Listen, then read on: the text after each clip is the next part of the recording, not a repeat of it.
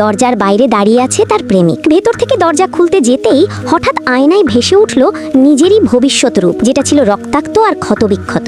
একটাই আর্তচিৎকার, দরজা খুলবে না, ওকে ভেতরে ঢুকতে দিও না। আয়নার ভেতরের নারী জানায় এই মানুষটা বাইরে যতটা ভালো, ভেতরে ততটাই হিংস্র। দরজা খুললেই মৃত্যু নিশ্চিত। কিছু বোঝার আগেই আয়নার দৃশ্য মিলিয়ে যায়। ঠিক তখনই বাইরে থেকে আবার দরজায় কড়া নাড়ার শব্দ ভেসে আসে। সন্দেহ এড়াতে ভিডিও কল করে, কিন্তু প্রেমিক কল কেটে দেয়। এত বছরের সম্পর্কে এমনটা কখনো হয়নি। এদিকে রুমের এসি ঠিক করতে আসা লোকটি ফোন দিলে মেয়েটি তাকে মিথ্যা বলে কালকে আসতে বলে। এই সুযোগে প্রেমিক বুঝে যায় নারী ইচ্ছা করেই তাকে ঢুকতে দিচ্ছে না। সে তখন জোরে জোরে দরজায় ধাক্কা দিতে শুরু করে। ভয়ে কাঁপতে কাঁপতে নারী আবার ম্যানেজমেন্টে ফোন করে সাহায্য চায় আর কাঁদতে কাঁদতে বলে আমাকে বাঁচান। ফোন কেটে দিয়ে নারী দ্রুত ঘরের সব ভারী জিনিস এনে দরজার সামনে ঠেসে দেয়। ভয়ে কাঁপতে কাঁপতে নারী পুলিশে ফোন করে, কিন্তু তখন দরজার বাইরে একটা গুন্ডা নিজের কণ্ঠ বদলে চিৎকার করে আমি পুলিশ, দরজা খোল। কিন্তু নারী কিছুতেই তার কথায় বিশ্বাস করে না। ঠিক তখনই সে বুঝে যায় তার প্রেমিক সত্যিই আজ তাকে মারতে এসেছে। তাহলে আয়নায় দেখা ভবিষ্যৎ কি এড়ানো গেল, নাকি আসল মৃত্যু এখনো দরজার ওপাশেই দাঁড়িয়ে আছে?